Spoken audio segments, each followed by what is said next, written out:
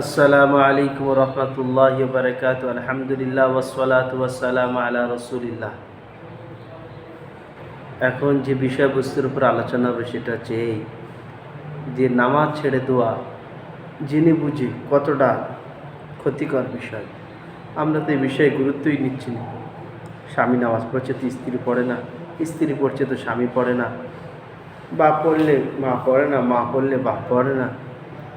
ইয়ংস্টাররা তো বেশি অর্ধেকই এখন নামাজ পড়ছে না। আসুন হাদিসটা শুনি আর সতর্ক হই।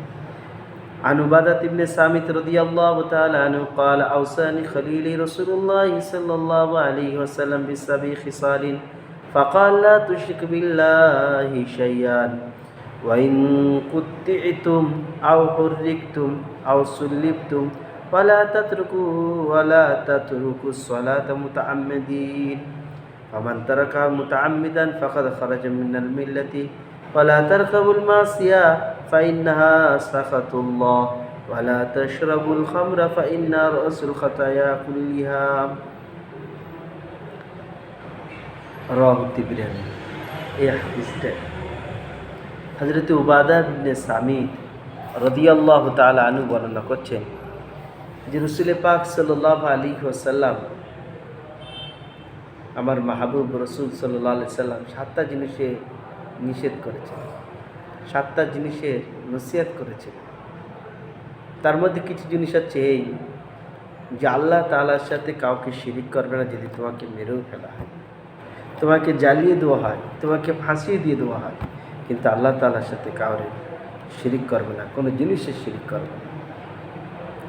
নাম্বার 2, জেনে বুঝে নামাজ ছাড়বে না। কেন? যে নামাজ ছেড়ে দেয় সে মিল্লাত ইসলামিয়া থেকে বার হয়ে যায়। নাউজুবিল্লাহ, কত বড় হয়। 3 হচ্ছে কোনো গুনাহ মুবতালা হবে না, কেননা গুনাহ হচ্ছে আল্লাহ তাআলা নারাজওয়ালা একটা কাজ।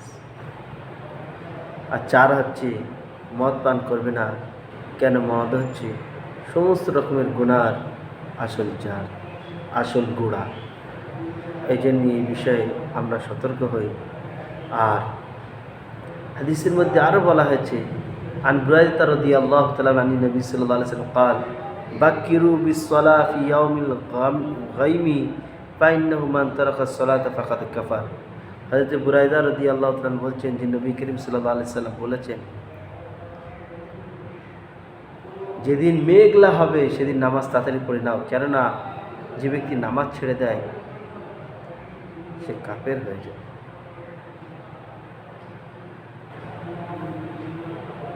মেঘ হয়ে গেলে মানুষ বুঝতে পারবে না যে নামাজের টাইম হয়েছে কি না হয়েছে।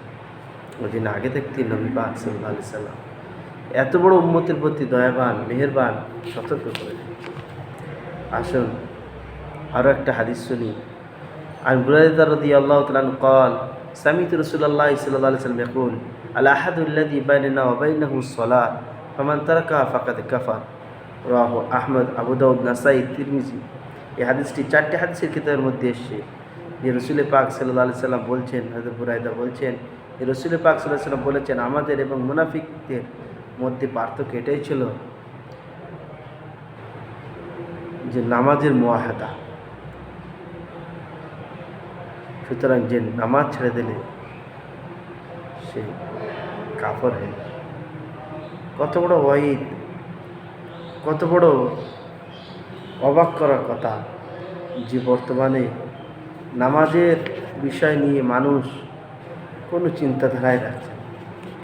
আজ আল্লাহ তাআলা আমাদের সকলকে এই বিষয়ে সচেতন হওয়ার তৌফিক দান করুন আর নামাজ ছাড়া থেকে হেফাজত করবেন।